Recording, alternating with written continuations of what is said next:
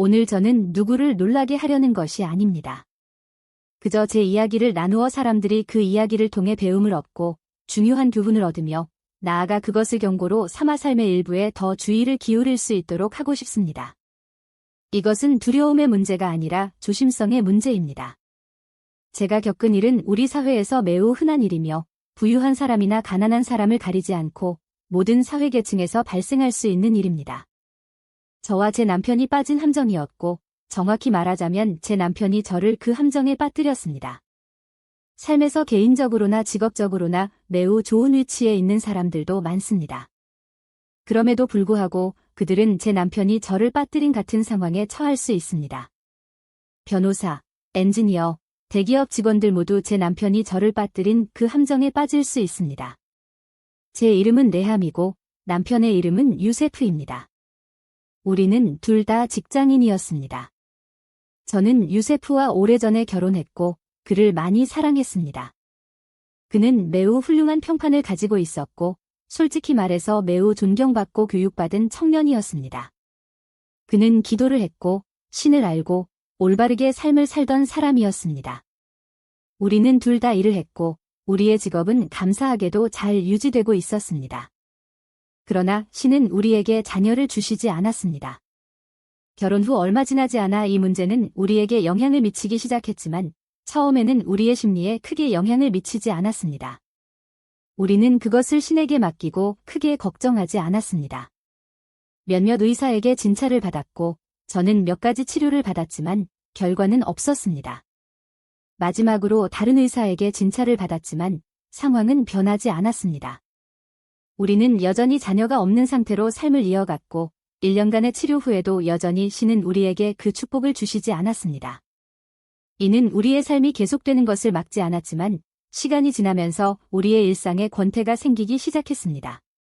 그때 저는 제 일을 그만두고 자영업을 시작하기로 결심했습니다. 저는 메이크업, 속옷 및 여성의 필요와 관련된 다른 제품을 다루는 일을 선택했습니다. 저는 이 제품들이 더 개인적이고 가치를 지닌다고 느꼈고 열심히 노력했습니다. 솔직히 말해 저는 이 일을 매우 좋아했고 성취감을 느꼈습니다. 작은 가게로 시작했는데 감사하게도 성공을 거두었습니다. 가게는 작았지만 저는 만족했고 사업에 몰두했습니다. 성장하고 싶은 마음도 있었지만 그때의 제 상황에 만족했습니다. 시간이 지나면서 저는 더 많은 고객을 확보하게 되었고 오프라인 매장뿐만 아니라 페이스북 페이지를 통해서도 판매를 시작했습니다. 저는 가까운 곳으로 제품을 배달했고 한동안 제 세상은 평온했습니다. 만족스러웠고 제 사업은 잘 되었으며 모든 것이 순조로웠습니다.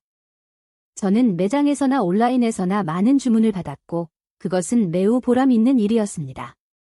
그러나 어느 순간부터 저는 변화를 감지하기 시작했습니다.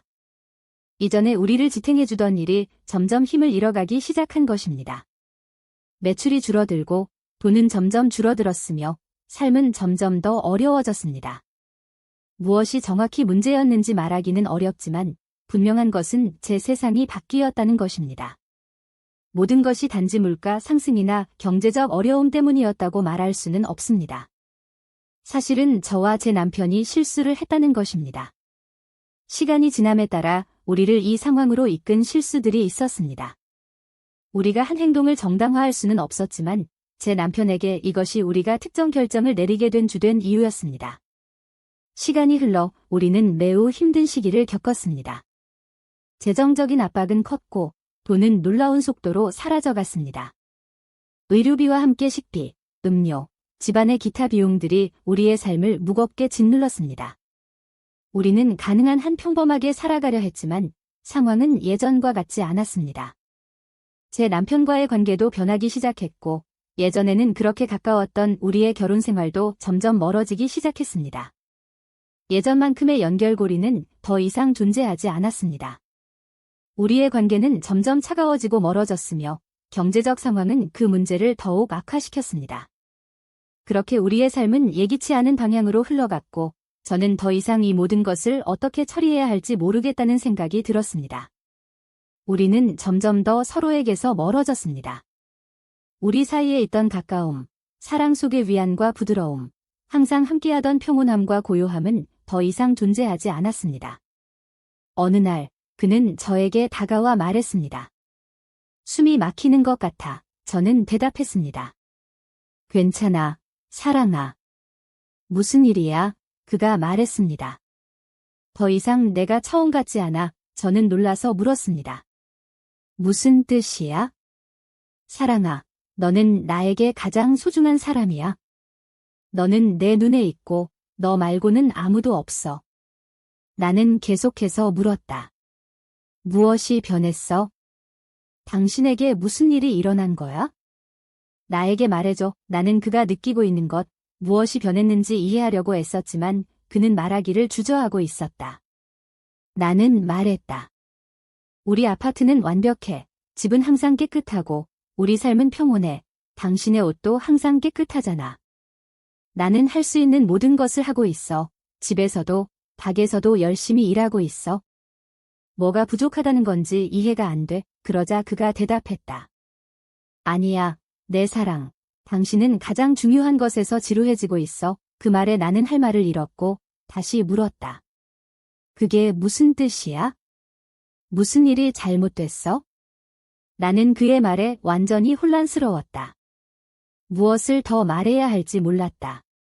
솔직히 말해서 나는 모든 일에 최선을 다하고 있었다. 나는 아이도 없지만 그렇다고 해서 무심한 것도 아니었다. 나는 집안일도 다 하고 나 자신도 관리하고 예쁜 옷도 입고 매일 향수도 뿌리고 샤워도 했다. 해야 할 모든 일을 다 했다. 개인적으로 나는 내 자신이 달라진 점이 없다고 생각했다. 그의 말에 나는 너무 놀랐고 다시 물었다. 정말 진실을 말해줘야 해. 내가 어떻게 변했는지 말해줘.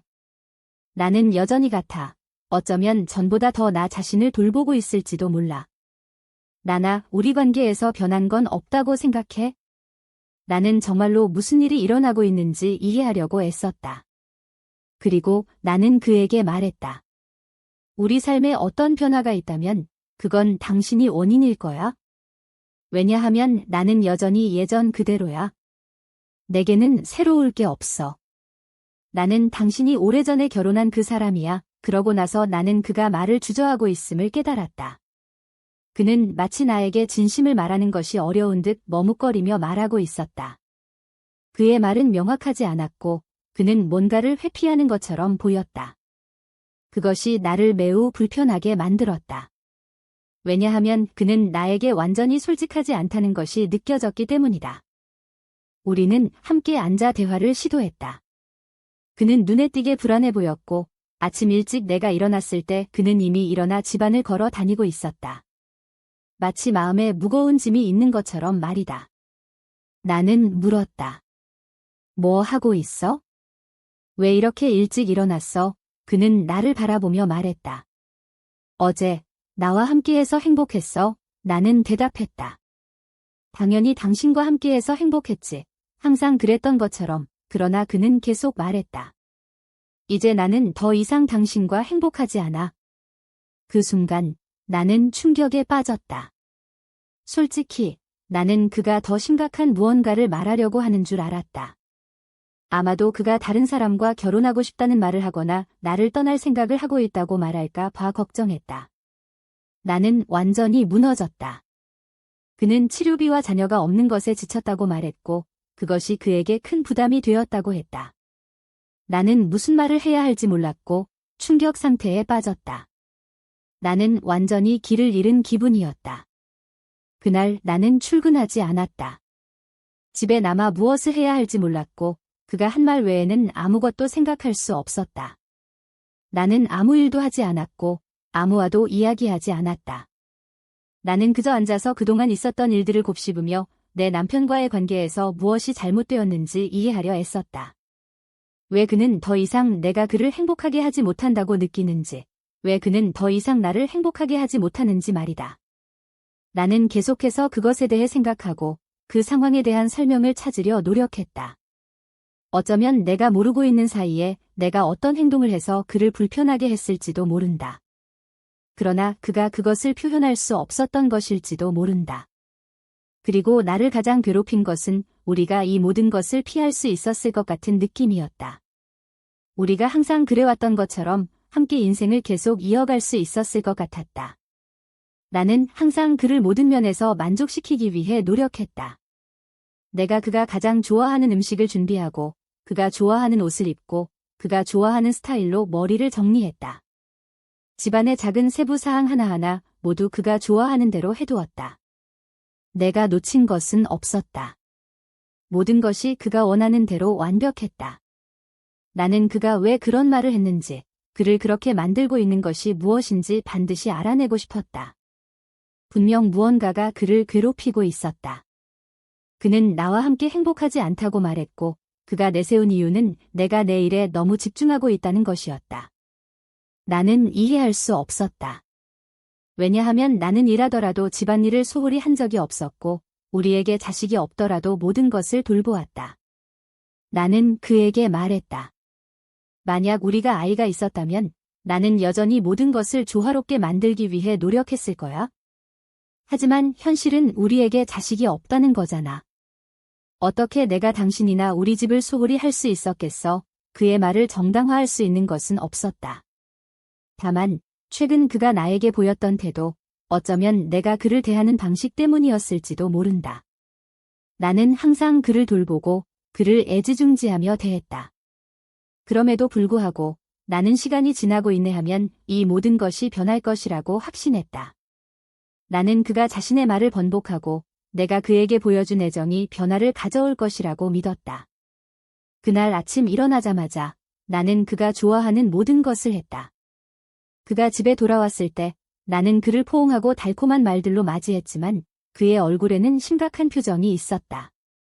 나는 그의 차가운 태도에 좌절하지 않고 가능한 한 다정하게 그를 대했다. 하지만 놀랍게도 그는 계속해서 멀고 건조한 태도를 보였고 미소조차 짓지 않았다. 나는 그와 함께 앉아 가벼운 분위기를 유지하려고 노력하며 장난을 치고 반응을 이끌어내려고 시도했다. 나는 말했다. 오늘 하루 종일 당신이 좋아하는 일들만 했어. 당신이 좋아하는 모습을 보여주려고 하루 종일 생각했어. 그날은 목요일이었고 그에게 다른 약속이 없었기 때문에 우리가 예전처럼 함께 저녁을 보낼 거라고 생각했다. 그러나 대신 그는 나에게 뭘 좀 보여주고 싶어 라고 말했다. 나는 호기심이 생겨 무엇인지 물었고 그는 우리 함께 무언가를 보자고 제안했다. 나는 그저 평범한 것일 거라고 생각하고 동의하며 그의 옆에 앉았다. 그러나 놀랍게도 그는 TV를 켜지 않고 대신 휴대전화를 꺼내 이상한 사이트를 보여주었다. 내가 한 번도 본 적 없는 사이트였다. 그곳은 시리아 사이트였고 완전히 부적절한 영상들이 있었다. 기이한 영상들이었고 내가 그가 그런 것을 보고 있을 거라고는 상상도 할 수 없었다. 솔직히 말해서 나는 무슨 일이 일어나고 있는지 이해할 수 없었고 누가 그에게 이런 것을 보여줬는지조차 몰랐다. 그때 그가 나에게 말했다. 난 이 영상들을 통해 부부교환에 대해 알게 되었어. 나는 그 순간 충격을 받았다. 그는 그게 무슨 뜻인지 설명하기 시작했다. 부부들이 서로의 집을 방문하고 일정 시간이 지나면 서로의 파트너를 바꿔 각자 다른 방으로 들어가며 그 과정에서 부부들이 모든 것을 지켜본다고 했다. 나는 그가 무슨 말을 하고 있는지 믿을 수 없었다. 나는 그저 멍하니 그와 휴대전화를 번갈아 바라보며 우리가 어떻게 이런 상황에까지 이르게 되었는지 이해할 수 없었다. 나는 내 남편이 그런 생각을 할 거라고는 상상조차 할 수 없었다. 나는 그런 것을 암시한 적도 없었고 우리 둘은 그런 프로그램을 본 적도 없었다. 우리의 삶은 언제나 평온하고 서로를 존중하며 도덕적으로도 바르게 살아왔다. 만약 누군가가 이전에 내 남편이 언젠가 이런 것들에 관심을 가질 거라고 말했다면 나는 웃어 넘겼을 것이다. 하지만 지금 나는 이 현실 앞에 서 있었고 어떻게 반응해야 할지, 다음에 무엇을 해야 할지 전혀 알 수 없었다. 그가 하는 말이 믿기지 않았다. 단순히 말이 되지 않았다. 왜냐하면 그는 언제나 기도를 하고 신을 알고 그런 것들에는 전혀 관심이 없었던 사람이었기 때문이다. 나는 내가 보고 듣고 있는 것에 충격을 받았다. 나는 그를 보며 전에 느껴본 적 없는 혐오감을 느꼈다. 나는 그에게 물었다. 이게 뭐야? 이 영상은 도대체 뭐야? 그가 대답했다. 넌 이해하지 못하고 있어? 나는 말했다. 아니, 나는 내가 이게 무엇인지 설명해줬으면 좋겠어. 내 머릿속에 무슨 생각이 있는지 알고 싶어. 그는 이를 정당화하려고 하며 말했다. 이 사람들이 하는 것처럼 우리가 한다면 뭐가 문제야? 이제 사람들은 서로에게 지루해해. 그게 당연해. 나는 끔찍한 기분이 들어 물었다. 누가 그런 말을 했어? 그게 허용되는 일이야. 그는 계속해서 상황을 가볍게 만들려 하며 말했다. 잠깐씩만 바꾸는 거야? 너는 다른 사람과 함께하면서 기분 전환을 할 수 있을 거고, 나도 마찬가지로 해서 우리 인생을 함께 계속 이어갈 수 있잖아. 나는 믿을 수 없다는 듯이 말했다. 하지만 나는 지치지도 않았고, 지루하지도 않아. 그런 필요를 느끼지 않아. 내가 다른 사람과 결혼하고 싶다면 그건 다른 문제야. 하지만 나는 원하지 않아. 그는 그것이 당연한 것처럼 보였다. 마치 모든 사람들이 그런 일을 한다고 확신하는 듯했다. 그는 말했다. 모든 사람들이 그렇게 해. 그게 뭐가 잘못된 거야? 아무것도 금지된 게 아니야? 페이스북의 수많은 페이지에서 이런 것들이 퍼져 있어. 사람들이 그렇게 하는 거야. 나는 어안이 벙벙했다. 그는 계속해서 말했다. 심지어 농촌 지역, 이집트 고지대에서도 이런 일이 일어난다고 그것이 흔한 일인 것처럼 말했다. 나는 대답했다. 농촌의 사람들, 농부들은 존경받는 사람들이야. 그들은 전통과 관습을 지키지. 그들이 그런 일을 한다는 건 말도 안 돼. 그러나 그는 부끄럽거나 금지된 일이 아니며 정상적이고 받아들여지는 일이라고 계속해서 주장했다. 나는 그의 말을 처리하려고 애쓰며 침묵했다. 그는 마치 내가 완전히 자연스러운 것을 받아들이도록 설득하려는 듯 계속 이야기하고 있었다. 반면에 나는 충격 상태에 빠져 있었고 마치 악몽을 꾸는 듯한 기분이었다. 그가 그것을 정말로 받아들일 수 있는 것처럼 생각하고 있다는 사실이 믿기지 않았다. 그는 계속해서 설명을 쏟아냈고 내가 묻는 모든 질문에 자신감 넘치게 대답하며 그것이 허용되고 정상적인 것이라고 확신하는 듯 보였다. 날이 갈수록 그는 더욱 집요해졌고 내가 이 아이디어를 받아들여야 한다고 설득하려 했다. 동시에 그의 태도에도 변화가 생겼다. 그는 갑자기 예전보다 더 다정하고 세심하게 나를 대해주었으며 이전의 냉담함과는 다르게 행동했다. 이 변화는 나를 더 혼란스럽게 만들었다. 마치 그가 이 행동을 통해 내가 그의 생각을 받아들이도록 유도하는 것 같았다. 나는 완전히 길을 잃은 기분이었다. 어떤 것에도 집중할 수 없었고 내 일도 더 이상 예전 같지 않았다. 내 마음은 항상 다른 곳에 있었고 정신적으로 지쳐가고 있었다. 그는 매일 더 많은 영상을 가져와서 보여주었고 그 안에는 그와 같은 장면들이 담겨 있었다. 그는 말했다. 이 사람들 봐. 얼마나 행복해 보이는지. 이게 그들의 문제를 어떻게 해결하는지 봐. 그는 마치 문제를 해결하는 수학 방정식을 풀듯 차갑고 논리적으로 상황을 분석하고 있었다. 설상가상으로 나는 마치 무엇인가가 나를 그 아이디어로 끌어들이고 있는 것 같았다. 마치 사탄이 내 마음을 조종하고 그것을 내 눈에 허용된 것처럼 보이게 만들려고 하는 듯한 기분이었다. 매우 이상한 감각이었다. 그의 말과 영상들이 내게 영향을 미치고 있는 것처럼 느껴졌지만 나는 그 모든 것이 금지된 것이라는 사실을 알고 있었다. 매일 나는 그의 말과 그가 보여준 것들을 생각하며 멍하니 있었고 그가 그 끔찍한 아이디어를 점점 더 아름답게 포장하며 나에게 그것이 정상이라고 믿게 하려는 것 같았다. 하지만 나는 그것이 완전히 잘못된 것임을 알고 있었다. 우리는 함께 앉아 있었고 나는 그의 옆에 앉아 있었지만 그가 마치 악마처럼 보였다. 내가 말했듯이 그는 모든 것을 분석하는 듯한 눈빛으로 상황을 보고 있었다. 나는 그를 보며 조용히 있었지만 내 마음은 요동치고 있었다. 마치 악마가 내 생각을 휘저어 내가 절대 받아들일 수 없을 것들을 받아들이게 만들려는 것 같았다. 나는 이렇게까지 될 줄은 전혀 생각하지 못했지만 그는 어느새 나에게 영향을 미치고 있었다. 일주일 후 그는 페이스북에 페이지를 만들었다. 그는 나에게 모든 것을 보여주었고 그 일을 하는 사람들의 페이지와 영상을 보여주었다. 그리고 나에게 말했다. 봐, 사람들은 사진을 올리고 있어. 정말 대단한 일을 하고 있어. 이상한 일이긴 하지만 나는 그를 바라보며 물었다. 이 사람들은 어떻게 이런 일을 할 수 있지? 어떻게 아무도 이들을 책임지지 않는 거야? 그는 대답했다. 아무도 우리가 뭘 하는지 알지 못할 거야, 내 사랑. 그 후로 그는 우리 사진을 찍기 시작하자고 요구했다. 우리는 함께 앉아 장난을 치고, 먹고, 마시며 시간을 보내는 동안 그가 모든 것을 기록하고 싶어 했다. 처음에는 평범한 사진이었지만 점차 그는 더 많은 것, 다른 것들, 영상까지 요구하기 시작했다. 그는 나의 여러 사진을 찍었고 나는 처음에 불편했지만 어떻게 반응해야 할지 몰랐다. 그는 너무 확신에 차 있어서 나는 혼란스러웠다. 물론 그가 요구하는 것은 이상하고 의심스러웠고 나는 그것이 불편하게 느껴지기 시작했다. 내 머릿속에는 수많은 의문이 떠올랐다. 그는 나에게 전혀 질투를 느끼지 않는 걸까? 어떻게 그가 나를 소셜미디어에 노출시키려고 할 수 있는 걸까? 어떻게 그가 다른 사람이 내 몸을 만지는 것을 상상할 수 있는 걸까? 나는 이해할 수 없었다. 그것은 나를 괴롭혔다. 그래서 나는 그에게 직접 물었다. 어떻게 나를 당신 말고 다른 사람에게 맡길 수 있다고 생각할 수 있어? 어떻게 그런 상상을 할 수 있어? 그는 대수롭지 않게 대답했다. 괜찮아. 그렇게 생각하지 마. 그저 변화일 뿐이야. 동시에 이건 하나의 일이기도 해? 나는 충격을 받았고 물었다. 일이라고? 그게 무슨 말이야? 그는 말했다.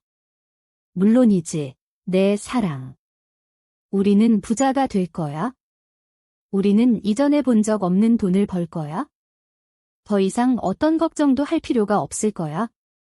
우리가 원하는 모든 것을 가질 수 있을 거야? 돈도, 자유도. 우리가 무엇이든 하려고 하면 어려움도, 제한도 없이 가능할 거야? 우리는 모든 장벽을 넘어서 우리가 원하는 모든 것을 얻을 수 있을 거야? 만약 우리가 수술이 필요하다면 그게 무엇이든 모든 것이 가능해질 거야? 나는 여전히 이렇게 반박하려 했다. 우리는 이런 방식으로 일할 수 없어. 이건 잘못된 거고 금지된 일이야. 우리는 다른 방법으로 원하는 것을 얻을 수 있어. 이런 것에 관여하지 않고서도 나는 금지된 일에는 참여하지 않겠다고 단호하게 말했고 허용된 일만 하자고 주장했다. 하지만 그는 계속해서 고집을 부렸다. 그는 그 아이디어에 완전히 빠져 있었다. 다음 날 그는 페이지를 통해 다른 사람들과 소통하고 있었고 그들은 사진을 주고받고 있었다. 그는 그 모든 것을 나에게 보여주었고 그 사람들이 우리를 만나러 오고 있었다.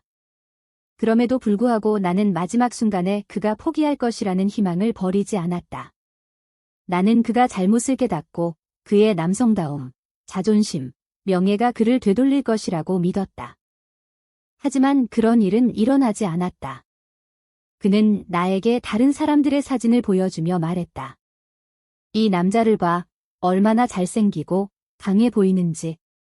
당신은 그와 함께 있으면 행복할 거야. 그는 마치 이것이 평범한 일인 것처럼 소름 끼치도록 자연스럽게 말했다.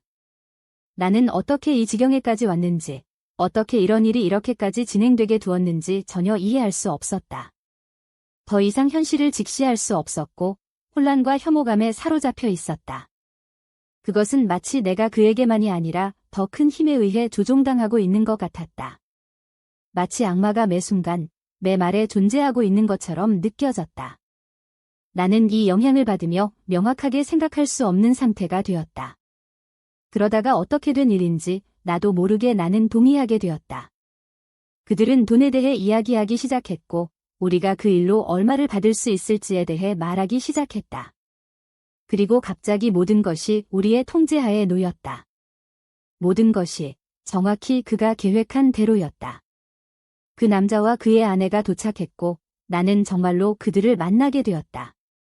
내 남편은 믿을 수 없을 만큼 행복해 보였고 오랫동안 보지 못한 환한 웃음을 짓고 있었다. 그 여자가 도착했을 때 나는 내 남편이 그녀를 유심히 바라보는 것을 눈치챘다. 솔직히 말해 나는 다른 것에 집중할 수 없었고 내 남편과 그 여자만 보였다. 그들은 속삭이며 함께 웃고 있었고 서로를 가볍게 하지만 친밀하게 만지고 있었다. 나는 그저 그들을 지켜보며 눈을 뗄 수가 없었다. 내 남편은 내가 긴장하고 있는 것을 알아채고는 말했다. 웃어봐, 내 사랑. 편하게 있어. 그는 내가 그 남자와 똑같이 하기를 원했지만 나는 그저 얼어붙은 상태였다. 시간이 흐르면서 내 남편과 그 여자는 방으로 들어갔고 그가 나에게 이 순간을 즐기라고 말했다. 그 순간 나는 내가 처한 상황을 믿을 수 없었다. 나는 모든 것을 허락했고 이것에 동의했으며 이제는 내가 어떻게 이 지경에 이르게 되었는지 스스로에게 묻고 있었다. 처음 그가 이런 아이디어를 제안했을 때 떠나버렸어야 했다는 것을 알았지만 그렇게 하지 않았다. 이제 나는 다른 남자와 방에 있었고 극심한 혐오감에 사로잡혀 있었다. 나는 무엇을 해야 할지 몰랐고 전혀 행복하지 않았으며 아무런 감정도 느끼지 못했다. 영상을 보고 내 남편과 그런 아이디어에 대해 이야기하는 것과 실제로 그것을 실행에 옮기는 것은 완전히 다른 일이었다. 그 순간 내 마음은 완전히 멈춰버렸다. 나는 혼란스러웠고 어떻게 행동해야 할지, 무엇을 해야 할지 알 수 없었다. 나는 그 방에 있었고 내 남편은 다른 방에서 그 여자와 함께 있었으며 나는 그 모든 것을 어떻게 받아들여야 할지 몰랐다. 우리는 모든 것을 빠르게 마무리했고 그 남자는 내게 계속 말을 걸었지만 나는 거의 아무것도 들을 수 없었다. 우리가 방을 나왔을 때 내 남편은 빛나고 있었고 그가 본 지 오래된 만큼이나 행복해 보였다. 그는 내게 말했다. 이것은 내 인생에서 가장 간단하고 멋진 날이었어. 나는 너무 행복해. 내 기분이 완전히 좋아졌어. 그와 함께 있던 여자도 미소를 띠며 행복해 보였다. 그렇게 행복해 보이는 내 남편을 보니 나는 더욱 혼란스러워졌다. 그는 강하고 행복하며 그가 겪은 일에 완전히 만족한 모습이었지만 나는 길을 잃은 기분이었다. 그가 나에게 말했다. 정말 멋졌어. 고마워. 나는 거의 대답할 수 없었고 그들이 떠나려 할 때 나는 그가 이미 다른 사람들을 찾기 위해 페이지를 다시 열고 있는 것을 알아차렸다. 나는 그에게 다가가 말했다. 다시는 이런 일을 하지 말자. 다시는 이런 경험을 하고 싶지 않아. 그러나 그는 마치 당연한 일인 것처럼 대답했다. 물론 다시 할 거야. 정말 재미있었어. 멋진 변화였어. 우리는 매번 다른 사람들과 이걸 할 거야? 이 교환이 사람들이 지루해지는 것을 막는 거야. 나는 그가 그렇게 자연스럽게 말하는 것을 이해할 수 없었다. 그는 이미 그 생각에 완전히 빠져 있는 것처럼 보였고 나는 여전히 모든 것을 받아들이려 애쓰고 있었다. 그는 이것이 관계를 활기차게 유지하는 방법이라며 계속해서 이야기했고 날이 갈수록 이것이 옳은 일이라고 더욱 확신하는 듯했다. 매일 그는 새로운 부부를 우리 집으로 데려왔다. 집은 항상 낯선 사람들로 가득 차 있었다. 새로운 방문객이 없는 날은 드물었다. 그리고 어느 순간 나는 주변 사람들이 그것을 알아차리기 시작했음을 깨달았다. 집안의 냄새, 분위기, 모든 것이 변했고 우리는 원치 않는 주목을 끌기 시작했다. 흔히들 말하듯이 결혼에 문제가 생기면 주위 사람들이 가장 먼저 알아챈다. 그럼에도 불구하고 나는 나도 모르게 내 남편에게 페이지를 열어 새로운 프로필을 확인해보라고 부추기기 시작했다. 그는 내가 그런 말을 했다는 것에 놀란 듯 나를 바라보았다. 나는 그를 자극하며 말했다. 이번에는 내가 고를게. 왜 항상 당신이 선택해? 나도 선택하고 싶어. 그러고 나서 그가 사진을 열면 나는 말했다. 봐, 이 남자 잘생겼네. 정말 강해 보인다. 이 사람이 내가 선택하고 싶은 사람이야? 우리는 점점 더 깊이 빠져들었고 그것은 거의 일상적인 의식이 되었다. 나는 모든 세부 사항을 신경 쓰기 시작했다. 집을 준비하고 새 옷을 사고 내 가게에서 이미 가지고 있던 옷을 입기도 했다. 모든 것이 괜찮아 보였다. 그러다 어느 날 내 남편이 나에게 와서 말했다. 당신이 그렇게 말하더니 이제는 나보다 더 잘하고 있어. 그는 놀람과 감탄이 섞인 목소리로 말했다.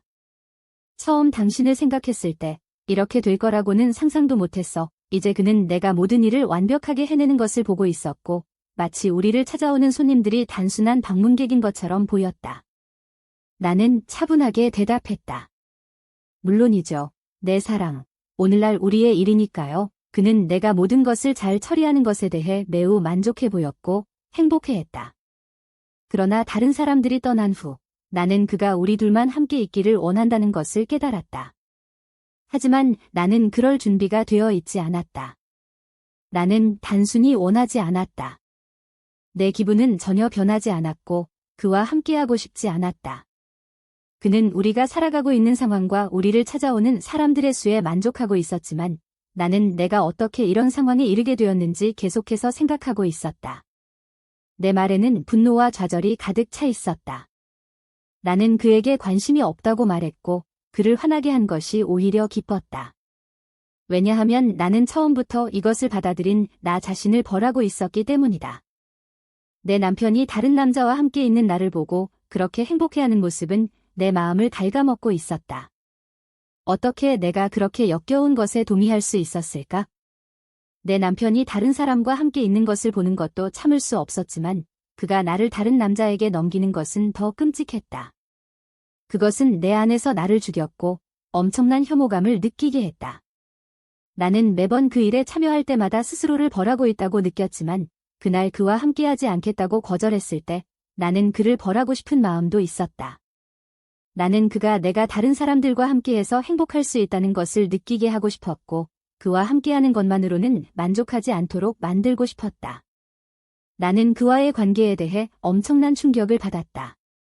그가 그렇게 금지된 일에 깊이 빠져 있는 것을 믿을 수 없었다. 내가 절대 상상할 수 없었던 일을 그가 나를 그 길로 끌어들이며 나는 어느새 그것에 동의하고 있었다. 현실은 그와 같은 삶을 사는 사람들이 너무나도 많았다는 것이었다. 그들은 이것이 정상적이라고 확신했고 거의 매일같이 이런 일을 했다.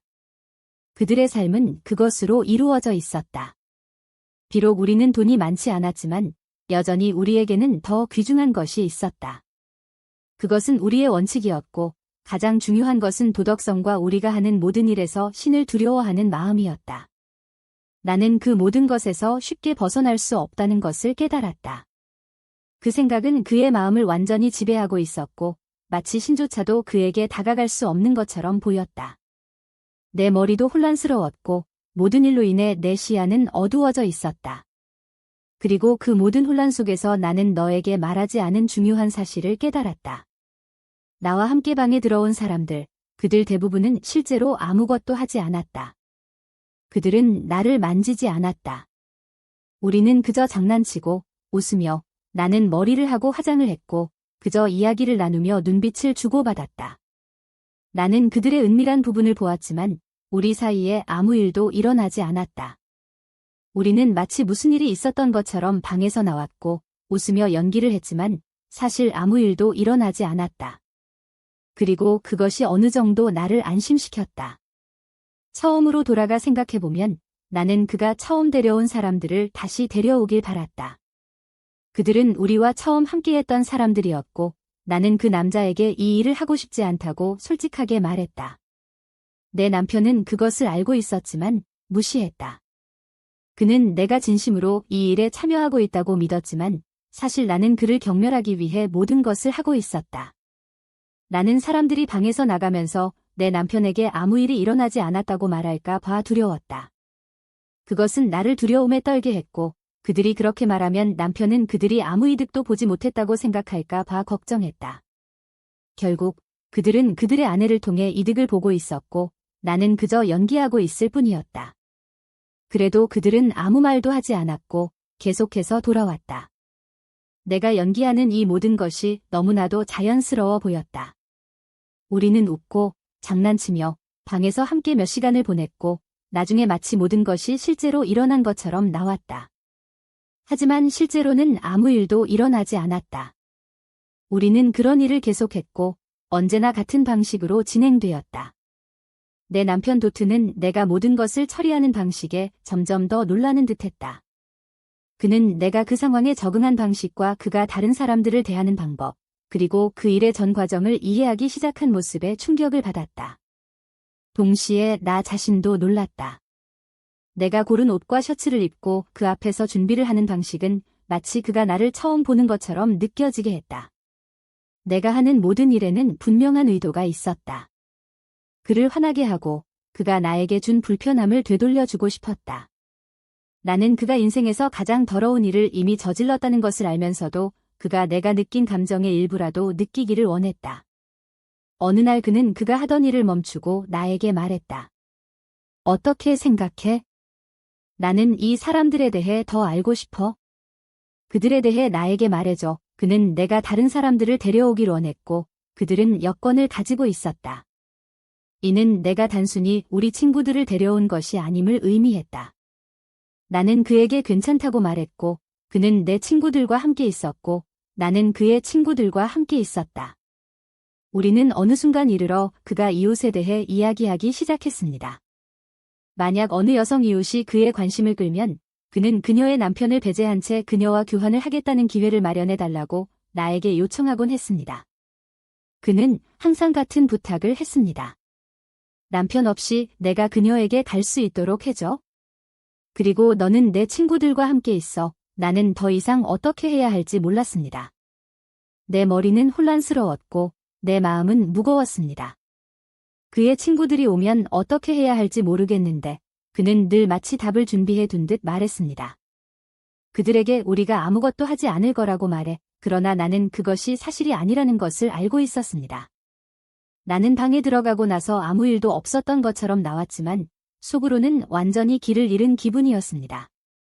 내가 하는 일이 옳은지 그른지조차 알 수 없었습니다.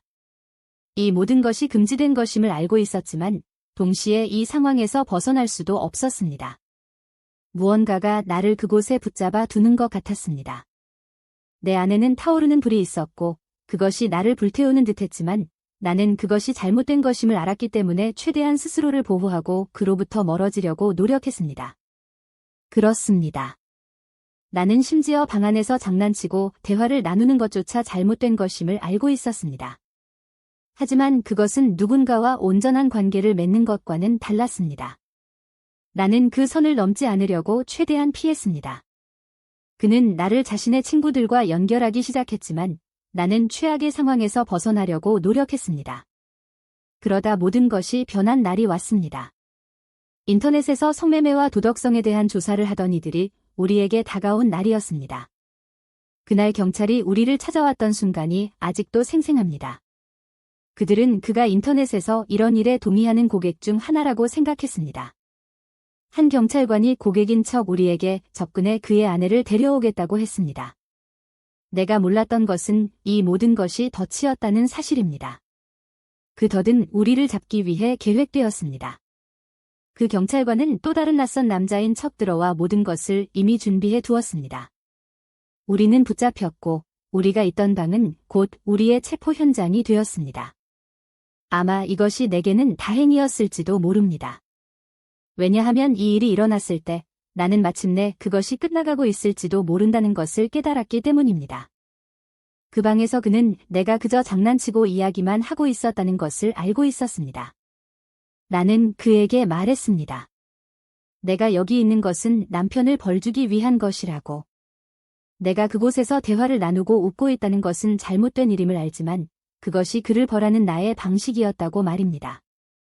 하지만 나는 그와 함께 진흙탕에 빠지지 않기 위해 정말로 금지된 일에 가담하지 않기 위해 그렇게 하고 있었습니다. 그 순간 그는 내가 무엇을 하고 있었는지 이해하고 나에게 물었습니다.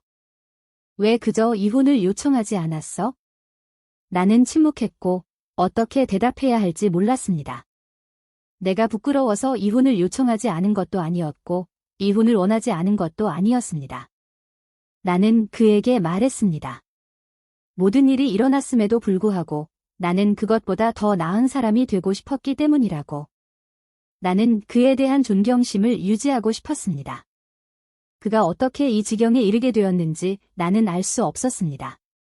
동시에 그를 떠나는 것이 나에게 더 명예로운 일이라는 것을 알면서도 그렇게 하는 것이 나에게 더 나은 선택이라고 생각하지 못했습니다. 시간이 지나면서 나는 이혼을 요구하는 것이 가장 존엄한 길이었다는 것을 깨달았습니다. 나를 이렇게 타락시키는 상황에 계속해서 내 자신을 내맡기기보다는 완전히 떠났어야 했습니다. 하지만 그 당시 나는 굴욕의 순환에 갇혀 있었습니다. 그가 다른 남자들에게 자신의 아내를 넘겼다는 사실에 대한 분노는 나날이 커져갔습니다.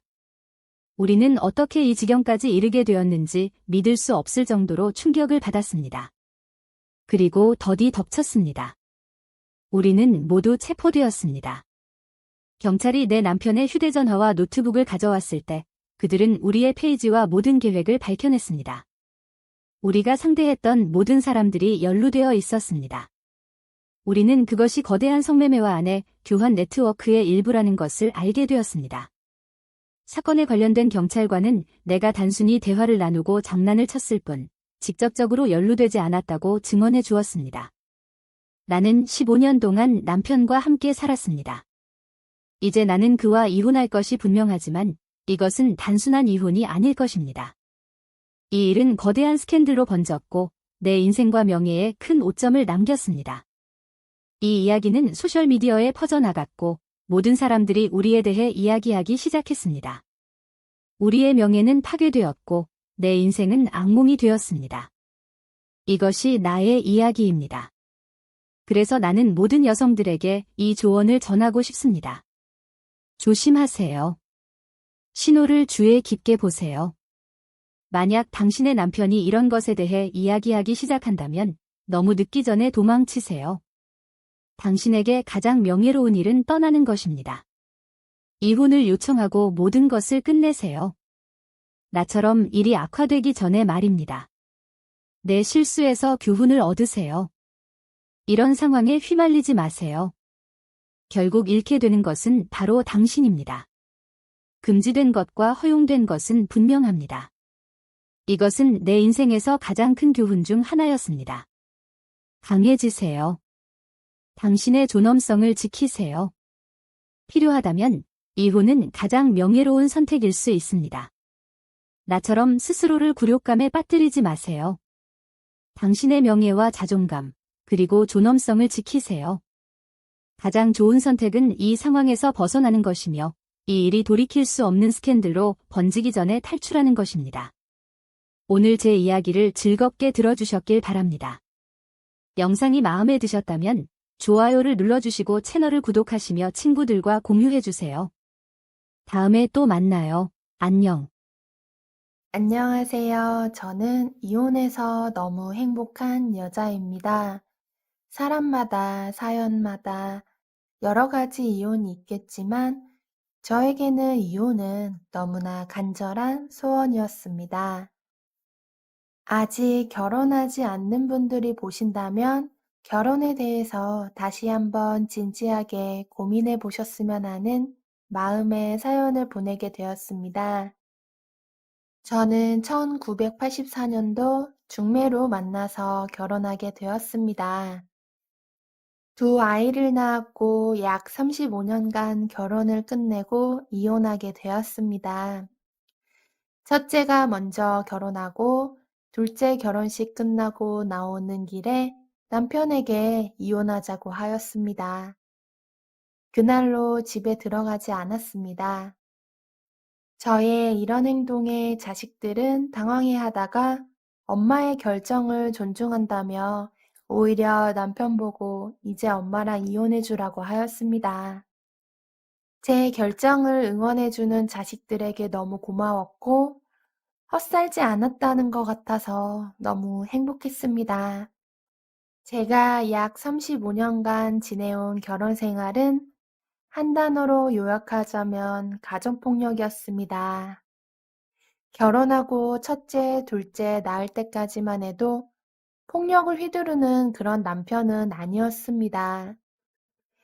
IMF가 오면서 하던 공장은 무섭게 돌아오는 어음으로 부도가 났고, 주변에서 빌렸던 수많은 빚 때문에 거의 모든 것을 뺏기고 길거리로 내버려졌습니다. 그래도 저는 희망은 버리지 않았습니다. 결혼 시작할 때도 둘 다 돈 한 푼 없이 시작했기 때문입니다. 하지만 남편은 그게 아니었나 봅니다. 한동안 술에 빠져 살았고 작은 일에도 쉽게 화를 내기 시작했고 한동안은 돈 문제로 싸우게 되었고 그렇게 폭력은 시작되었습니다. 저한테도 애들한테도 말입니다.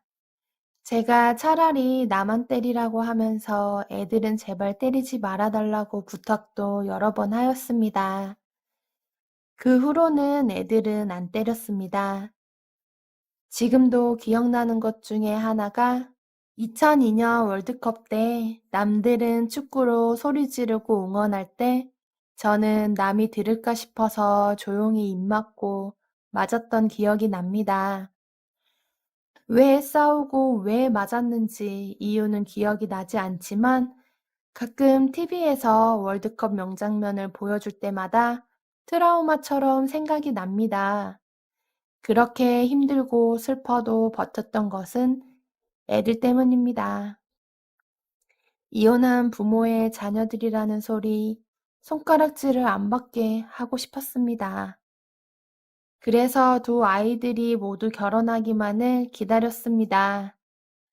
그리고 둘째가 결혼하는 날에 이혼하자고 이야기한 것입니다. 물론 IMF 시절에 힘들었던 가정 환경이 많이 좋아진 후에는 남편이 진심으로 사과도 하고 그 후로는 폭력도 없었습니다.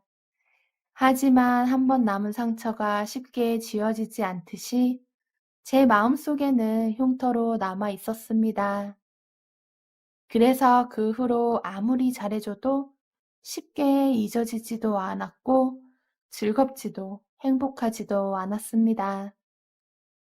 웃고 있지만 웃는 게 아닌 삶의 연속이었습니다. 그렇게 저의 결혼 생활을 끝이 났습니다. 당연히 평생을 같이 할 줄 알았던 남편과 남남이 되었습니다. 조금 시원섭섭하기도 하고, 이제는 이 세상을 혼자 살아가야 한다는 것이 두렵기도 하였지만, 그렇다고 행복하지 않는 삶을 이어나갈 수는 없었습니다. 처음으로 돈을 벌기 위해서 하루 5시간 이상 서 있는 마트캐쇼로 취업도 하였습니다. 그리고 한 20년 만에 화장품이라는 것도 사보았습니다. 젊었을 때 좋아했던 노래도 찾아서 듣게 되었습니다. 참 사소한 것들이지만 행복이란 이런 거라고 느꼈습니다. 얼마 전에는 제 생일이어서 두 아들과 며느리, 손주가 제 집으로 놀러 왔습니다. 15평의 작은 빌라였지만 자식들이 오니 너무 반가웠습니다. 그놈의 돈 때문에 맞고 살았고 눈치를 보았기에 마음 편히 자식들 용돈 한 번 준 적이 없었습니다. 많지는 않지만 용돈을 주니 너무나 기분이 좋았고 이래서 일하지 싶었습니다. 지금도 오전에는 건물 청소 및 분리수거하고 늦은 오후부터는 마트에서 일하고 있습니다. 거기에 노인연금, 보험, 연금을 받다 보니 먹고 사는데 지장이 없습니다. 조금 더 시간적인 경제적인 여유를 가지게 된다면 작은 카페를 하나 차리는 것입니다. 그래서 요즘은 주말이면 바리스타 학원에 다니고 있습니다. 이런 제 노년이 슬프다고 생각하지 않습니다. 더 늙기 전에 지금이라도 잃어버린 저를 찾을 수 있다는 것도 새로운 꿈을 꾸고 도전할 수 있다는 것이 너무 행복합니다. 아직은 모아놓은 돈도 얼마 없지만 그래도 키워야 할 자식이 없고 그저 제 한 몸이 쉴 수 있는 곳과 먹을 것만 있으면 되기에 부담도 없습니다. 두 아이들이 같이 살자고는 하지만 아직 몸도 건강하고 저 혼자서도 충분히 지낼 수 있기에 부담 주고 싶지 않아서 싫다고 하였습니다. 매일매일 손주들 보는 재미도 있겠지만 특히 며느리에게 부담이 될 거라는 것을 잘 알기에 거절하였습니다. 다만 이혼하면서 마음에 가장 걸리는 부분은 아들들이 남편하고도 연을 끊었다는 것입니다. 아들들도 마음의 상처가 적지 않은 것을 잘 알고 있었지만 그래도 괜히 저 때문에 그렇게 된 것 같아서 아들들에게도 전 남편에게도 미안한 마음이 듭니다. 아주 가끔 전 남편에게 안부차 연락을 합니다. 잘 지낸다고는 하지만 목소리에서 외로움이 느껴집니다. 그래서 지난번에는 만나서 밥도 같이 먹었습니다. 조용히 다시 합치면 안 되냐고 물었지만 정중히 거절하였고 정 심심하면 친구로 지내자고 하였습니다. 그러면서 집에만 있지만 말고 나가서 친구들도 만들고 사람들과 어울려 보라고 하였습니다. 다른 것은 몰라도 평생 가족을 위해서 고생한 거는 잘 알고 있으니 이제는 쉬어도 된다고 하였습니다. 제가 이혼하고 나오면서 현금 1억 외에는 전부 다 두고 나왔습니다. 남편이 정말 평생을 고생해서 벌은 것도 알고 있고 결국 나중에는 자식들에게 갈 것들인데 얼마 남지 않은 인생에 돈 욕심까지 부리며 살고 싶지 않았습니다. 저는 이렇게 지내고 있습니다. 저는 제 인생이 불행했다고 생각하지 않습니다.